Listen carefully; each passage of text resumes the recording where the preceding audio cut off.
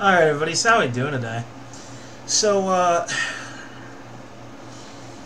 as far as Brexit concerns go, Ireland is worried about basically being split in half. They want to avoid having like a Korean peninsula situation and establishing a hard border between the north and south, which may involve getting them sort of a special attention within the EU.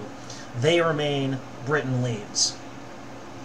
Either that or maybe forming a confederation with Scotland, thus also being part of the EU together, which would be a very interesting result. That's one solution that's been proposed to the possibility of Ireland basically being split in half over Brexit. So the danger of that happening might not be as extreme as previously reported by some, but it still remains a distinct possibility. And we really don't want to see Ireland, no one wants to see Ireland basically sliced up like a fucking pizza. That's the last thing we want to see, especially with the situation between the northern Protestants and the southern Catholics. Anyway, fervent Brexit campaigner Boris Johnson and Foreign Minister Jeremy Hunt emerged on Thursday as the only two candidates left in the race to become British Prime Minister. See, over here in America, even Americans are kind of biting our nails over this, because I don't know about other people, but I want to see the EU, I want to see it either put on notice or just gotten rid of altogether, because like as long as the EU's around, this fucking super state, this EU super state ruled from Brussels, like that's just a microcosm for globalism. Like, the EU acknowledges that borders exist, but they don't respect that borders exist. And that could not be made more obvious with the EU immigration policy, which is also in agreement with the UN immigration policy. Both organizations created a policy to completely disregard national sovereignty. I mean, that alone tells you everything you need to know right there. But still, Boris Johnson is likely to win this. But despite a series of scandals in the past, the criticism about his attention to detail, Johnson has dominated the race since Theresa May announced a month ago that she would step down after failing to get her Brexit deal through Parliament. About a dozen candidates put their names forward, but in a fifth and final ballot of Conservative lawmakers, which eliminated Environment Secretary Michael Gove, Johnson was again way out in front, with 160 out of 313 votes versus Hunt's 77. One ballot paper was rejected. However, Wins will have to find a solution to the Brexit turmoil, Britain's biggest political crisis in a generation, which eluded May for 3 years and ultimately led to her downfall. Johnson is about 55. He has served London as its mayor for 8 years. He cast himself as the only candidate who can deliver Brexit on October 31st, while fighting off the electoral threats of Nigel Farage's Brexit Party and Socialist Jeremy Corbyn's Labour Party. He has increased his share of the vote of Conservative lawmakers at each of the ballots, 114 out of 313 votes in the first ballot on June 13th, and 126 on June 18th, 143 on Wednesday, and 157 and 160 on Thursday. Man, you British, your voting system is complicated. The government was third, with 75 Interior Minister Zali Javid was knocked out in the fourth round earlier on Thursday. I look forward to getting out across the UK and to set out my plan to deliver Brexit and unite our country and create a brighter future for all of us, Johnson said. Hurt, once an opponent of leaving the European Union who has now promised to exit with the deal, cast himself as the underdog. In politics, surprises happen as they did today, he said. I do not doubt the responsibility on my shoulders to show my party how we deliver Brexit, and not on election but also a turbocharged economy in a country that walks tall in the world. I'm sorry, turbocharged? I'm sorry, that's just a really cheesy line, like, did he really say that? My god.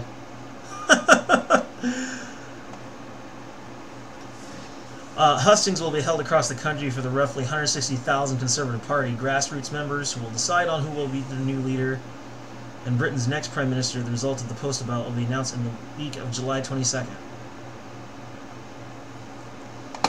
Yeah, he's still promising Brexit on October 31st. We'll just have to see if that's a deal or not, though. What about PM Johnson? What's being said about him?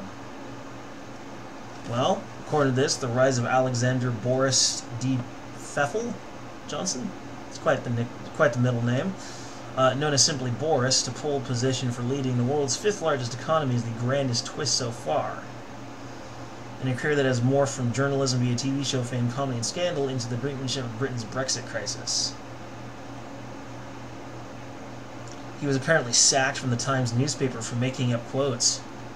Man, that's actually pretty scummy. But yeah, apparently he was educated in Britain's most exclusive school, at the Balliol College, Oxford. He began his career at a management consultancy in the city of London, but dropped out after a week. Born in New York. He was later hired by the Daily Telegraph. He infuriated European officials and delighted their then Prime Minister Margaret Thatcher by lampooning the European Economic Community established with a host of sometimes misleading reports from Brussels.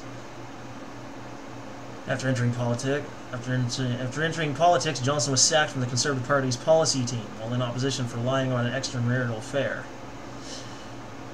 Well, this is not a particularly honest man. My initial impression of him was false. Damn. But what about this Jeremy Hunt fellow? Well, we got Jeremy Richard Hunt, the son of an admiral.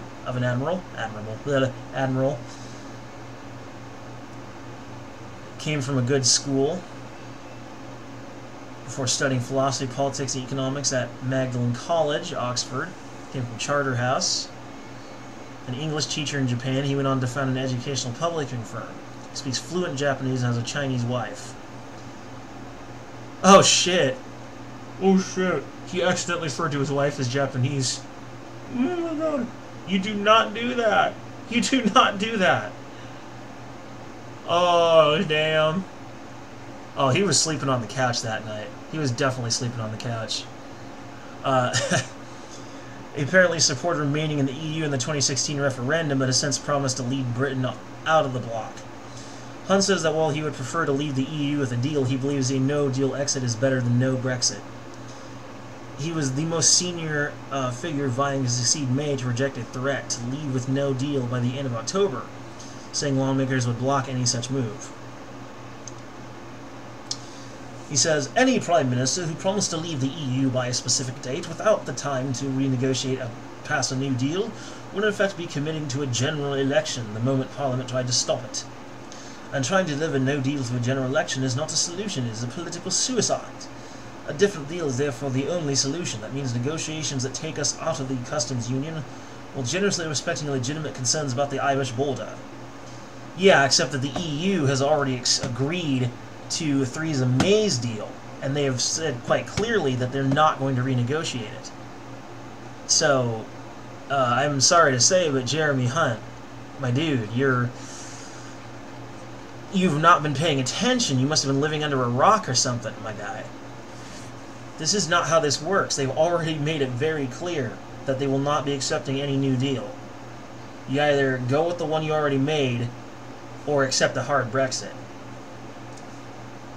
I like the solution I read about earlier concerning the Irish border, about making special exceptions remaining in the EU and not having a hard border between the north and south,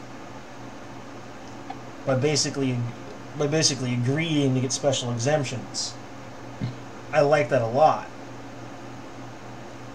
But the truth is, a hard Brexit may be your only option if the EU truly doesn't want to negotiate it any further.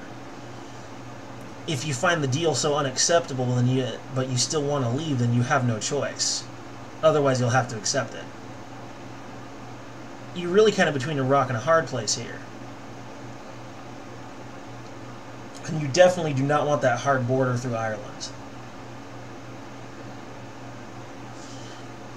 Still, it's not as big a deal as it was made out to be earlier in the year.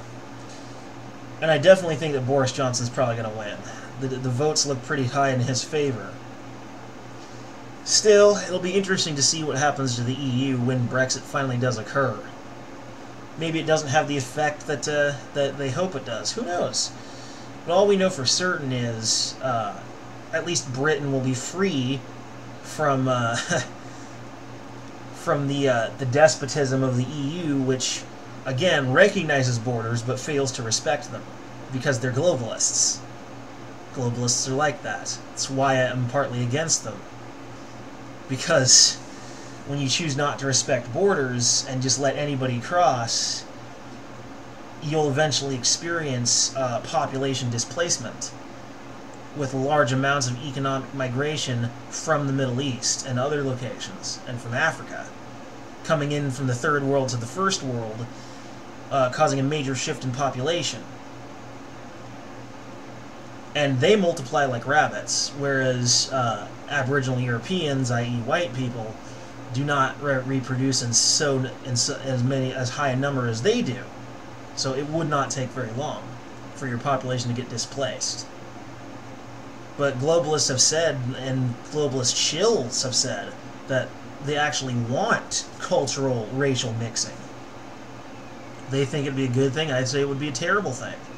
That's not diversity. That's literally the erasure of diversity. Do they not understand how genetics work?